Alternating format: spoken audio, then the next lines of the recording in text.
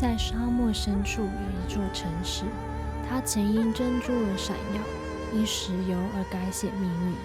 如今，奢华与传统在此并肩而行。这里是 Dubai。Hello， 我是雪里安。旅行于我不是收集清单上的景点，而是找到那个刚好就好的瞬间。就像独旅的孤单，在不经意间也能留下刚刚好的美好。这是我的 Solo Trip Dubai Day 1。我这次是从澳洲飞往 Dubai， 总共14小时的飞机，凌晨4点半就到了。你看，外面天都还没亮。杜拜机场真的超级大，大到去拿行李还要先坐车。对，就是这个车。出关很快，不会问你一堆问题，拿了行李就能走。如果走人工柜台的话呢，会送你一张10GB 电话卡，但只能用24小时。出关后跟着指示走，就会走到 taxi 区，就是这里。一出机场真的就像在桑拿一样，体感52度。还好完全不用排队。看看这车辆，这个粉红色车顶的计程车是专门给女生和家庭搭的，独立女生友好加分。机场 taxi 25起跳，我到 hotel 总共花了85块。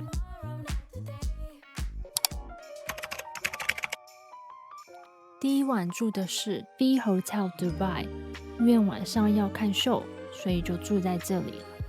我大概早上7点就到 hotel， 正常 check in 是下午2点，所以我就先去7楼的厕所梳洗一下。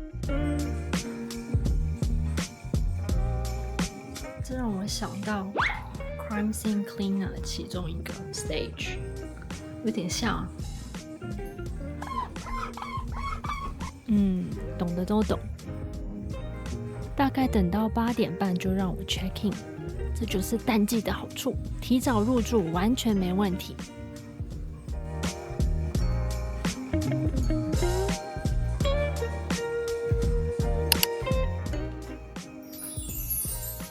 一进门就是洗手台跟这个浴缸，为什么？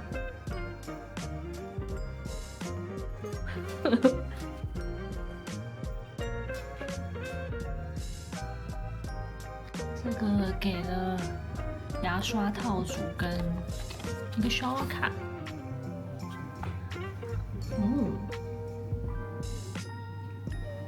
马桶。独立的shower，不知道的牌子。这是一个 open space 的浴缸，这样不会湿气太大吗？就是有点迷。然后这么多镜子，有浴袍，拖鞋也有，就是保险箱，基本的。熨斗，这是什么？就是一个普通的柜子。床感觉不错，一个沙发，这是吧台，看有什么东西。没有东西，就是茶呀 ，capsule， 一瓶水，可以。看一下外面怎么样。这就是这个阳台，挺不错的。游泳池。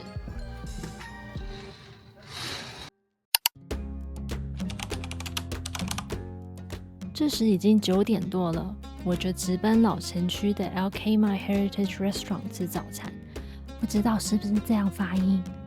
在淡季的早上不用预约，可以直接 walk in。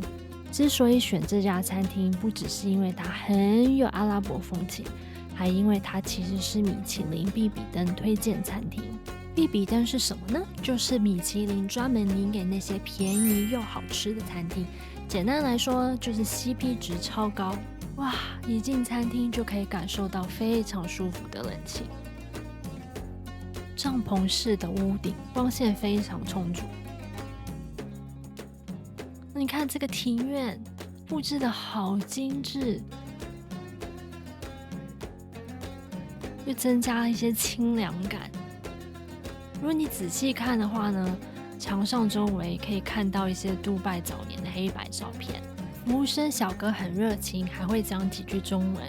本来我想点 Emirati Breakfast Tray， 结果小哥很诚实，直接劝退，说这是2人份的，所以他推荐我点这个阿拉伯版的番茄炒蛋。番茄炒蛋真的是每个国家都有。先上来的是一壶热腾腾的阿拉伯香料茶，这个茶看起来很无害，但是真的很难喝，就是很多香料，然后我加了糖还是苦苦的，不是很喜欢。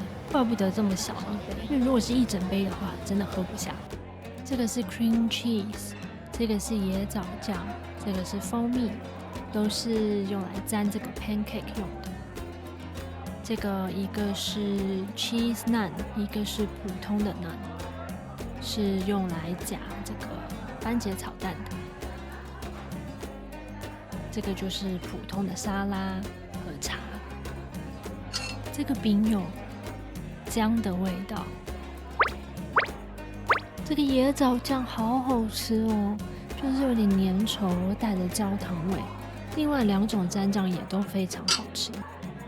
外表不怎么样的番茄炒蛋，就单吃很普通，但夹在一起就很好吃。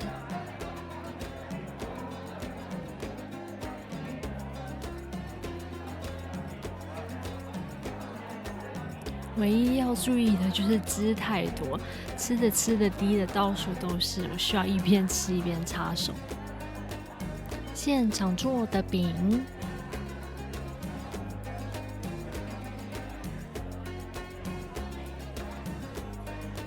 这里还有一个特别的体验，那就是免费画 henna。henna 是由植物的叶子磨成粉调和而成，涂上去干了之后会留下棕红色的纹路，可以保留大概1到2周。这个特别的船头彩绘是婚礼上必备，据说花纹越精致越复杂，代表祝福越大。特别注意的是要它干45分钟左右才可以洗掉，这样纹路才会固定。上网看了下，大家的图案几乎都不重复，所以推荐一定要去尝试。这餐我吃了55.65 AED， 很便宜吧？整体来说呢，我非常推荐，因为除了食物好吃，这里本身就是一个活的博物馆，不止旅行团特地来参观，连我一个路人甲吃个早餐都能吃出历史感。天哪，好热！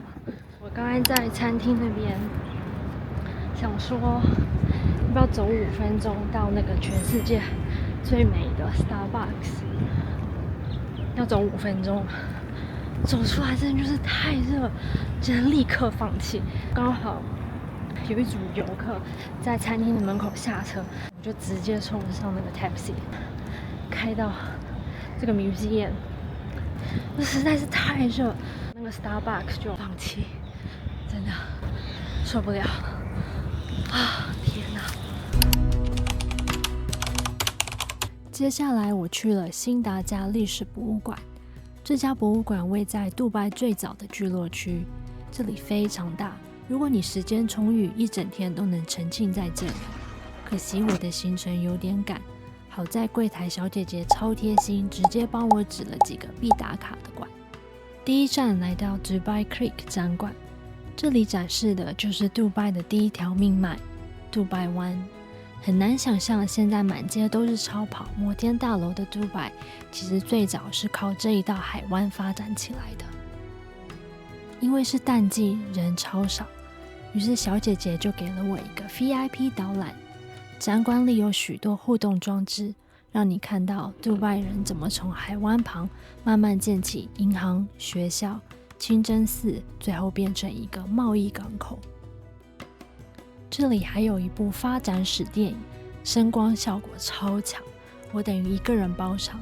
厉害的是，电影播到一半，旁边的门突然自动开关，真的被吓了一跳。不得不说，这电影效果真的做得很好，加上那种激励人心的配乐，看到最后我居然还有点被感动到。他们的领导人真的很有远见，杜拜果然是全世界最会做宣传的国家。A picture in my mind becomes a page. The skyline of Dubai, let me behold. Marvel a vista painted by streets and buildings around, where the creek flows like a river. Upon sunset, the reflection of the water shines. Here ships come and ships go, crisscrossing the water like convoys and caravans, or a pageant in parade. Let the last thing we see be this wonder of wonders, this wonder of time, this wonder of place.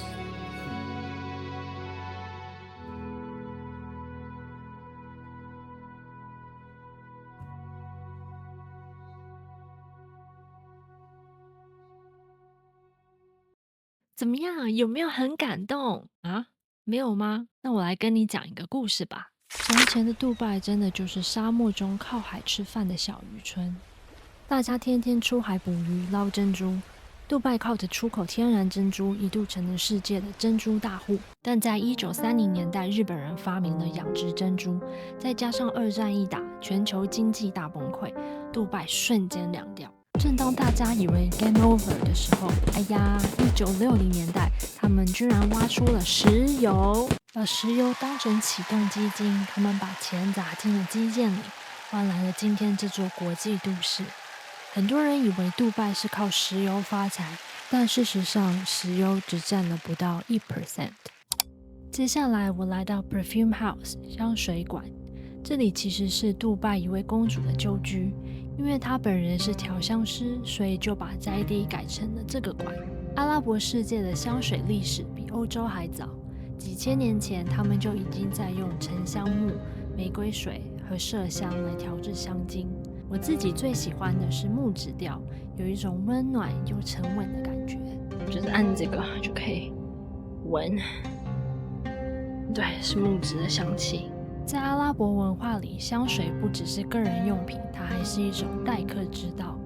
在传统的待客仪式里，主人会点上熏香，让客人把香气熏到衣服上，这样走出去就会带着一种专属记号，香气随你走。对，我立刻想到烧烤味也会粘衣服，但这个版本高级很多。这里跟个迷宫一样。接下来我要去传统首饰馆，结果我直接迷路了。我本来以为这个博物馆就是一栋建筑，进去可以爽爽吹冷气，逛一圈就结束，但没想到完全不是。这里其实是一整片老城区，超过20个小展馆分散在迷宫里，馆跟馆之间都要自己走。走在小巷里就像穿越时空，还蛮有趣的。如果不用在烈日下找路，边流汗边体验历史就好了。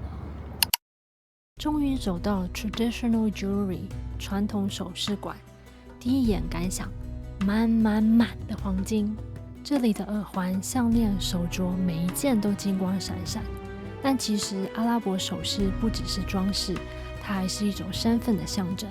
你戴什么，别人一眼就能读出你的出身、地位，甚至是婚姻状况。这里周末还会有 workshop， 可以自己动手穿项链，体验一下当地的传统工艺。但很可惜我去的不是周末，所以没办法参加。但好在还是能现场试戴首饰。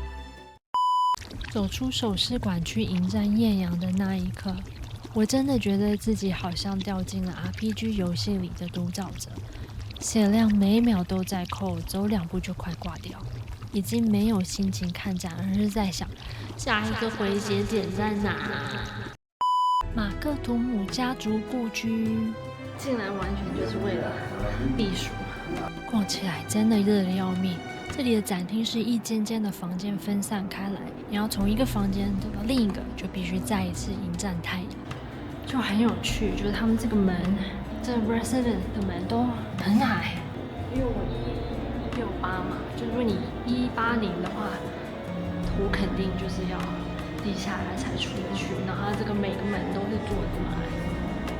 我后来查了一下资料，发现这些门做的比较矮，可能是一，门矮可以减少阳光直射和热风进入；二，为了让进门的宾客弯腰，以表达对主人的尊敬。老实说，我最后已经没有太多心情研究。每进一个展馆，我就先原地坐下，靠冷气回血，等血量回到安全线，再硬着头皮冲出去找下一个馆。但也正是在这里，我解锁了全新技能。因为下一个我要去的海洋馆离这里超远，馆员看我快融化了，就帮我叫了一台小车。你可以知道还有这个服务，就是如果你要去的馆很远的话，你可以跟他的 reception 说，那就帮你叫 bike 车，然后就可以开车载你去你想要去的地方。这个记住，夏天非常重要。因为就在海洋馆旁边，我就顺路进了传统食物馆。这里展示了阿拉伯传统的饮食方式，大家都是席地而坐，围着一张大毯子一起吃饭。这样围坐在地上吃饭，不只是方便，也代表平等和团结。最后来到这里海洋馆，展馆里还有一个珍珠潜水 VR 体验。在20世纪初，杜拜曾是全世界最大的珍珠出口地。当时的潜水员要靠憋气下潜，再把一个个牡蛎敲开采珠。但珍珠有多难找呢？根据影片的介绍，要打捞超过100个牡蛎，里面才有可能出现3-4颗能用的珍珠。这份工作其实非常危险，因为完全没有氧气瓶，全靠人工憋气下潜，长期缺氧加上海水和水压的伤害，很多潜水员最后会眼盲耳聋，更别提水下还有毒水母、狮子鱼在旁伺候，生死真的只能靠运气。看完那个影片，我突然发现里面完全没有女性的声音。这么一想，就跟日本很不一样。日本的珍珠潜水是靠海女，可是，在阿拉伯世界，全部都是大叔，满船的大叔。这是一份男人的工作，同样都是为了采珠，却反映了不同的文化价值。坐在这边玩个小游戏。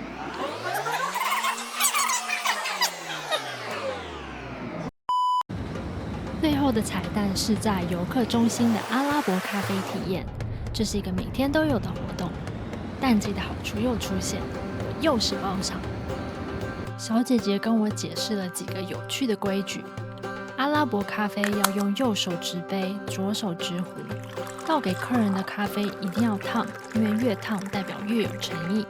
如果你喝完不要续杯的话，就把杯子轻轻摇一下，不然主人就会一直给你倒咖啡。我还特地考证了一下之前从 ChatGPT 上看到的冷知识，如果客人喝超过3杯咖啡就很不礼貌。结果我问了他，他说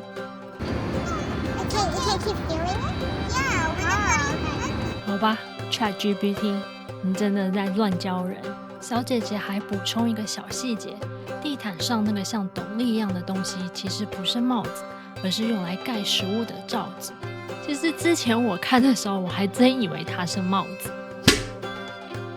咖啡本身非常非常苦，单喝一口就皱眉头。但传统喝法是要配上一颗椰枣，结果神奇的事发生了，苦味瞬间被中和，反而变得清爽回甘。总之，这杯咖啡虽然苦，但是配上椰枣就是完美收尾，也刚好呼应了我的旅行心情。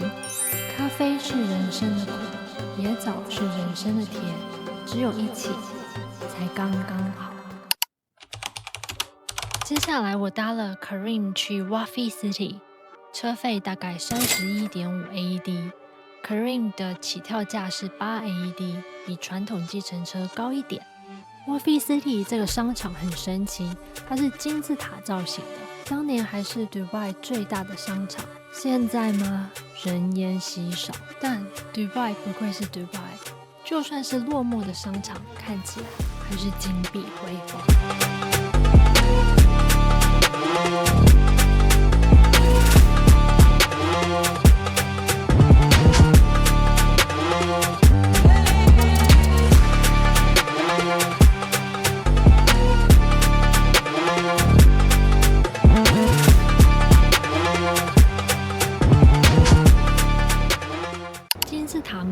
地下室有一个 soak， 灵感来自14世纪的古老地下市集。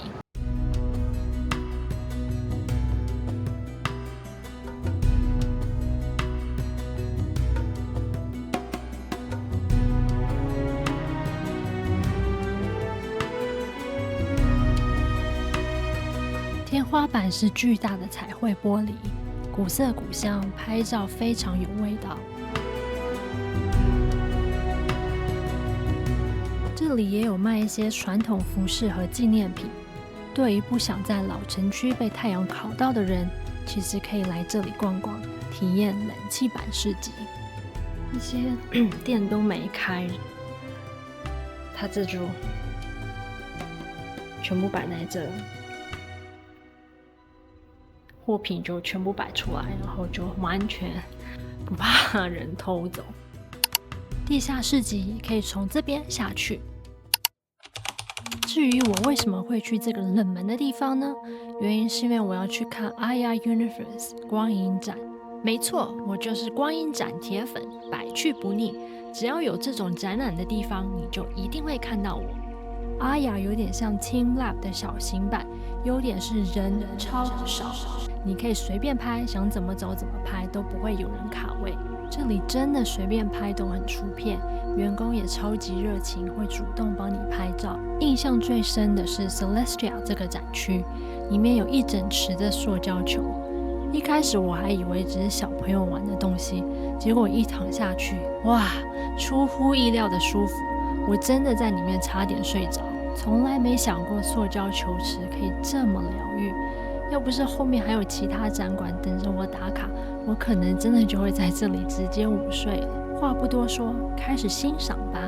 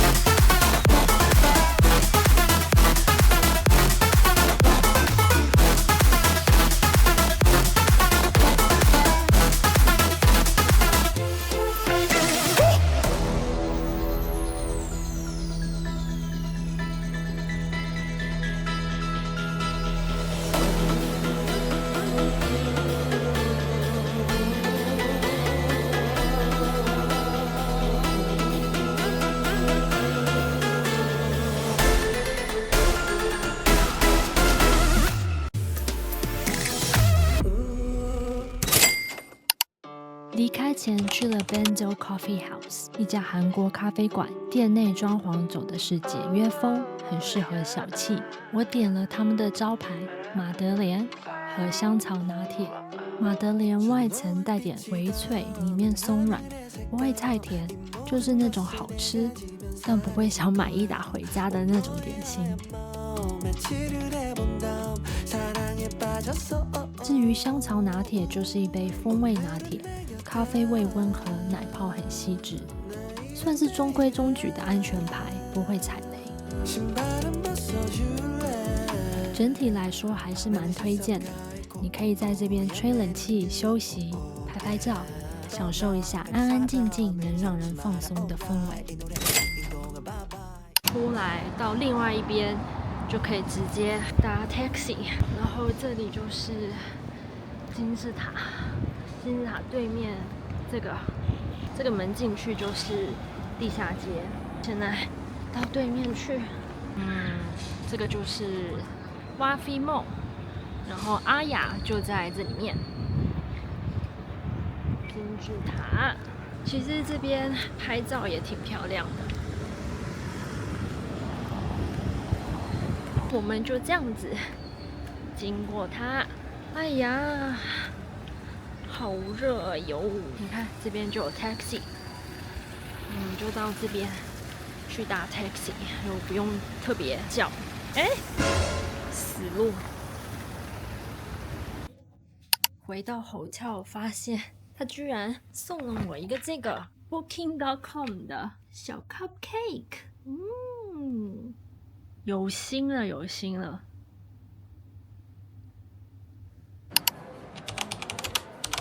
晚上我来看了杜拜的水舞秀，这个秀就在我住的 V Hotel 旁边。整个剧场是由前太阳马戏团的总监打造，是杜拜的第一个常驻剧院秀。舞台设计成270度环绕视野，不管你坐哪里，视野都很赞，不会被前排的大头干扰。我这次坐的是 Golden 区，体验很不错，价格比 VIP 亲民一点，但效果一样震撼。最惊艳的就是他们的水舞台，舞台可以瞬间注满270万公升的水，下一秒又瞬间排干，底下还藏了一个泳池，演员会直接从10几公尺高空跳下去。表演内容融合了水、杂技和高空特技。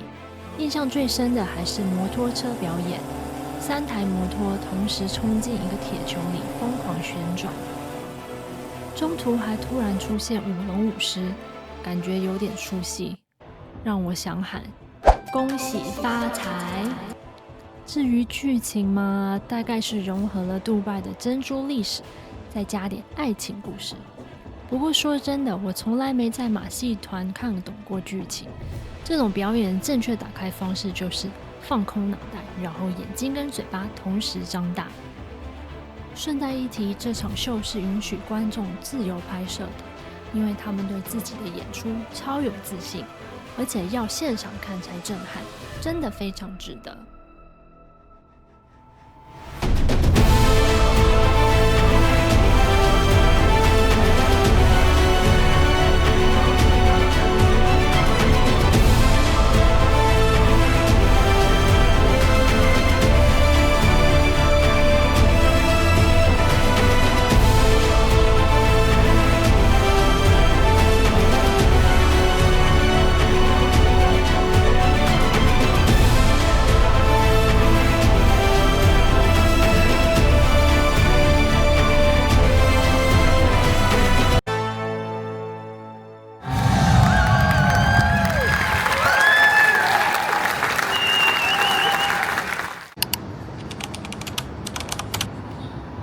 因为我买的是晚餐套票，所以表演后还去了一家隐藏版会所 Sola by Nira。 这里平常是要付年费才能进的，门口全是豪车，前台的小姐姐个个珠光宝气，结果进去后发现客人一个都没有，服务员比客人还多，整场被全程伺候，有点尴尬。餐点是3道式，可以自己选择。前菜是香菇沙拉，几种菇混合在一起，咬下去的时候还带点脆感。前几口真的超惊艳，芝麻酱带出香气，香菇的鲜味瞬间爆开。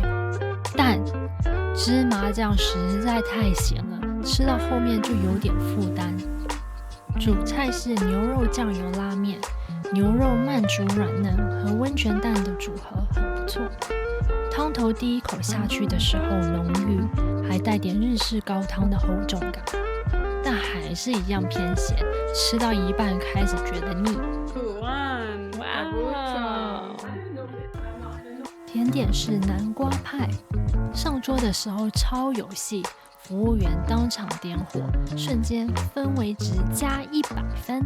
第一口下去，南瓜的甜香和焦糖核桃的脆感交织，刚入口的时候真的会让人眼睛一亮，非常好吃，但分量稍微多了一点，吃到后面就腻了。要是分量小一点，停在刚刚好的那个瞬间会更完美。另外这里连水都要单点，一点都不便宜。我还另外点了一杯 mocktail， 总共要70 AED， 差不多一个正餐的价钱。整体来说就是情绪价值很高的体验，料理稍咸，但体验本身值得。毕竟不是随便就能进的地方。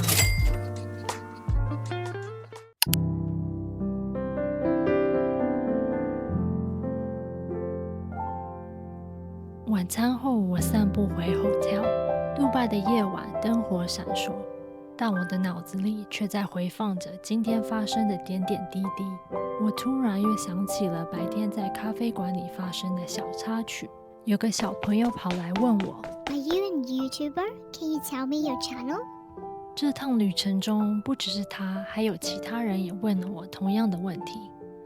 我当下多说还没有，可是当问题一次次被抛向我时，我突然觉得，或许这就是一个讯号吧。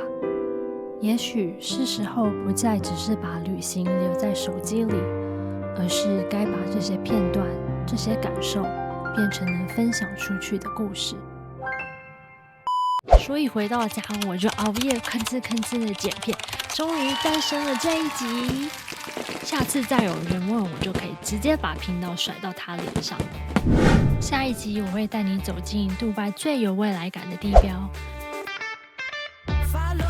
逛 Mall of Emirates， 以及全球最浪漫的水族馆餐厅。那今天的 Dubai Vlog 第一集就先到这里啦。如果你喜欢我的影片的话，记得帮我点赞、订阅。不想错过下一集的话，请开启小铃铛。我们下集见，拜拜。